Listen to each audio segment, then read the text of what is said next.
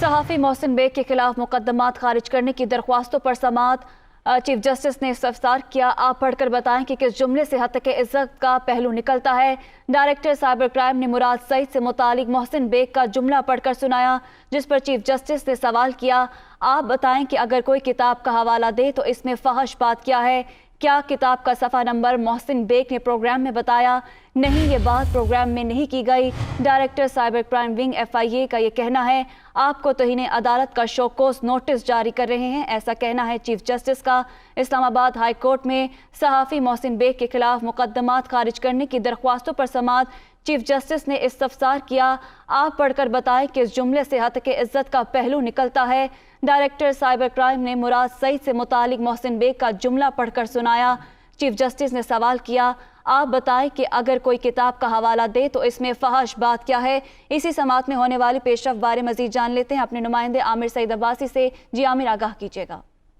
जी, Islamabad high court के chief justice अतर मिनल्लाह ने Mohsin bag के खिलाफ जो FIA की दफात के तहत मुकदमा दर्ज किया गया था, इस मुकदमा खारिज करने की दरखास्तों पर समाअत की। इस्लामाबाद हाई कोर्ट ने शदीद बरहमी का इजहार किया FIA हुकाम पर और डायरेक्टर साइबर क्राइम पर, जिन्होंने इस मुकदमे का दिफा करने की कोशिश की। अदालत ने कहा कि आपने अदालती अहकामात की भी खिलाफ वर्जी की। आपने अदालत में अंडरटेकिंग दी थी कि आइंदा पीका कवानीन के तहत किसी मुलजिम को गिरफ्तार नहीं किया जाएगा, बल्कि उसको सवालनामा भेजा जाएगा और इंक्वायरी की जाएगी। लेकिन आपने 15 फरवरी को दरखास्त मौसूल होने पर 17 फरवरी को ही मुकदमा दर्ज करके फौरन मुलजिम की गिरफ्तारी कैसे और किस कानून के तहत की गई?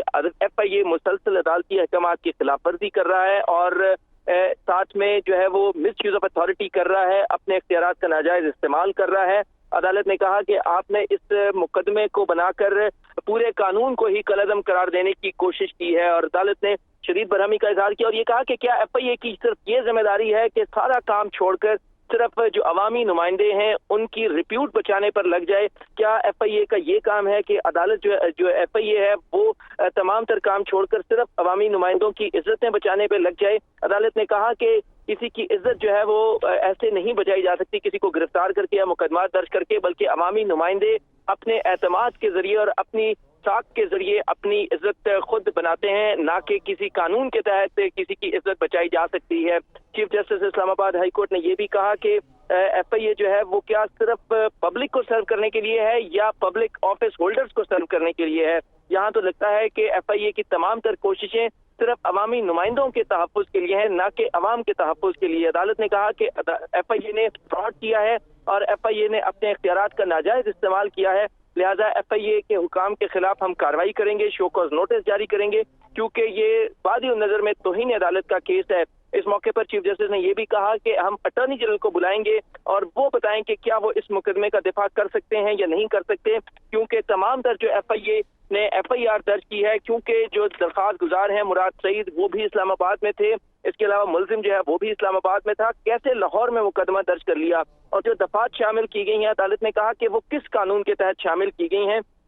अदालत ने यह भी कहा कि तमाम तर जो प्री स्पीच का केस है वो इस केस में बनता है कि कैसे प्री स्पीच को दबाने की कोशिश की गई है। अदालत ने कहा कि ये आईनी अदालत है, अगर आपने क्या इस मुल्क में मार्शल लॉ लगाना है या किस सूरत हाल के तहत आप इजहार राय की आज़ादी को सल्ब कर सकते हैं, ये तो या तो इन आईनी अदालतों को बंद कर दें या फिर इन आईनी अदालतों ने फिर कानून के मुताबिक हुक्म देना है, और अगर कानून के मुताबिक देना है तो फिर तमाम जो FIA हुकाम हैं उनके खिलाफ कार्रवाई करना पड़ेगी। अदालत ने ये भी कहा कि ये जो आपने वल्गैरिटी का लफ्ज यूज किया है कि जी, इसमें शुक्रिया आमिर सईद अब्बासी हमें अपडेट कर रहे थे।